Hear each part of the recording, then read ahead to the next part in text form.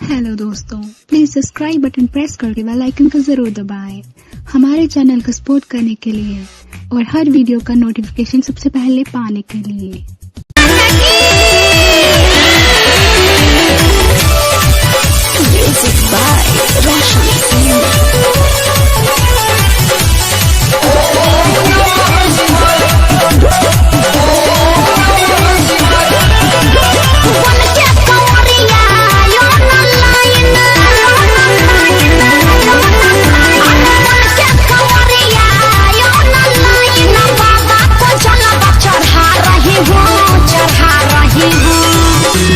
जी आपका सब काम तो घर ही से हो जा रहा है, सोशल डिस्टेंसिंग का पालन भी हो रहा है। हाँ, अरे बहुत कुछ मैं कर रही हूँ। और तो क्या कर रहे हैं? मैं तो इंडिया नया चला रही हूँ, लोगों से वीडियो बना रही हूँ। मैं तो इंडिया नया चला रही हूँ, चिंगारी के वीडियो बना रही हूँ।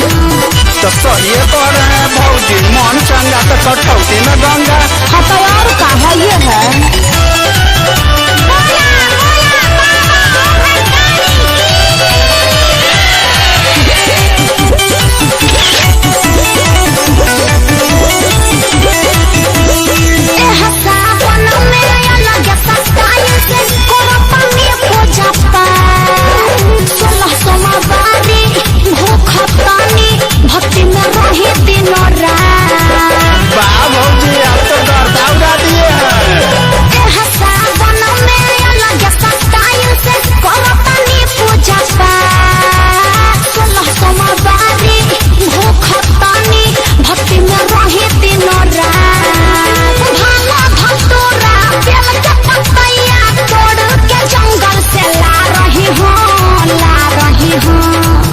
भौजी वाह, और ही लाते रहिए, बाबा को मनाते रहिए। हाँ देवर जी, दिल साफ है तो सब माफ है। ये तो ठीक है, और बताइए।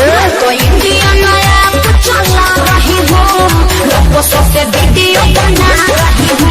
मैं तो इंडिया नया चला रही हूँ, चिंगारी के वीडियो बना रही हूँ। जारी रखिए भौजी। ठीक है देवर जी।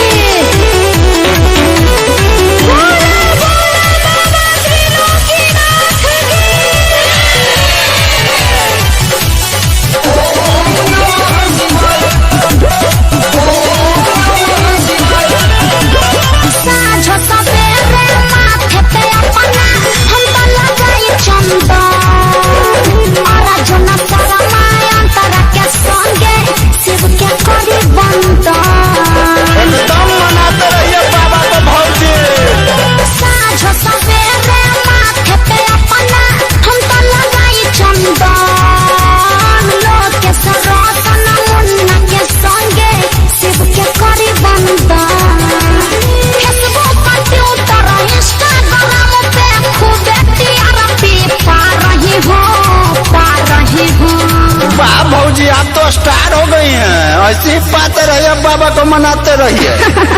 बाक देवर जी आप भी ना। आगे का प्लान बताइए। मैं तो इंडिया